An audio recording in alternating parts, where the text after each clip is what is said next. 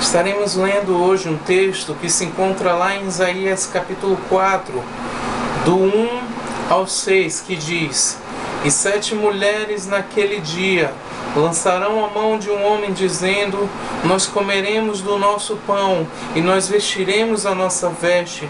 Tão somente queremos que sejamos chamadas pelo teu nome. Tira o nosso opróbrio.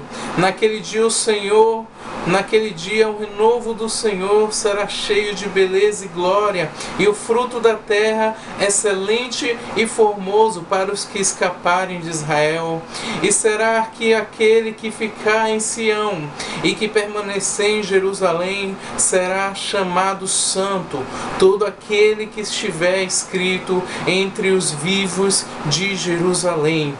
Quando o Senhor lavar a imundícia das filhas de Sião e limpar o sangue de Jerusalém do meio dela, com espírito de justiça e com espírito de ardor, criará o Senhor sobre toda a habitação do monte de Sião e sobre a sua congregação uma nuvem de dia e uma fumaça e um esplendor de fogo chamejante de noite, porque sobre toda glória haverá proteção, e haverá um tabernáculo para a sombra contra o calor de dia, e para o refúgio, esconderijo contra a tempestade e contra a chuva.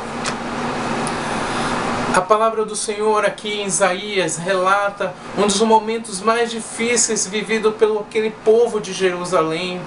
O povo que antes vivia em harmonia e paz, agora se encontrava em desespero, ao ponto de várias mulheres agarrarem um homem só, para que dele tivesse apenas o nome.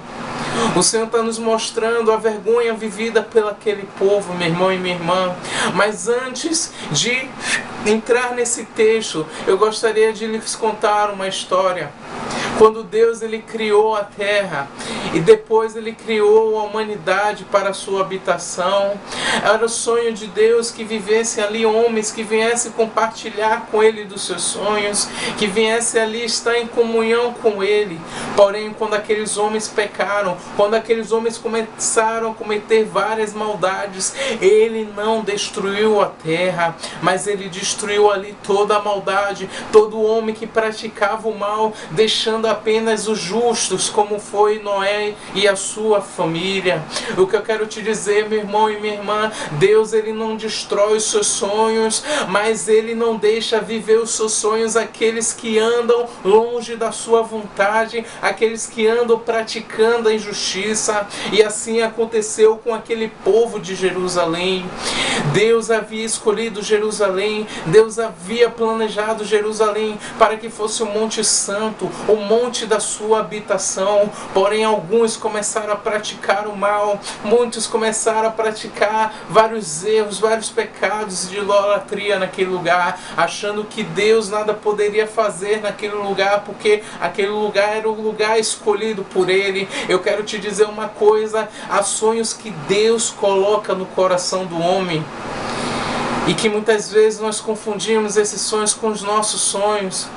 Eu quero te dizer uma coisa, meu irmão e minha irmã: se por acaso você pecar e você se afastar da presença de Deus, Deus ele não deixará de realizar os sonhos dele, ele levantará outros para realizar a sua obra. O que eu quero te dizer, meu irmão, é que naquele tempo o povo de Jerusalém começou a praticar vários erros, e Deus ali removeu do meio daquela terra todos que praticavam mal. E a palavra do Senhor diz aqui na continuação que todo aquele que ficar, todos aqueles que estiverem escritos no livro da vida, todos aqueles que estiverem vivos naquele lugar serão chamados povo santo. Somente verão a glória de Deus, somente provarão os sonhos de Deus aqueles que andam em santidade com Ele. Que tipo de vida você tem levado diante de Deus? Que tipo de vida você tem se colocado diante do Senhor?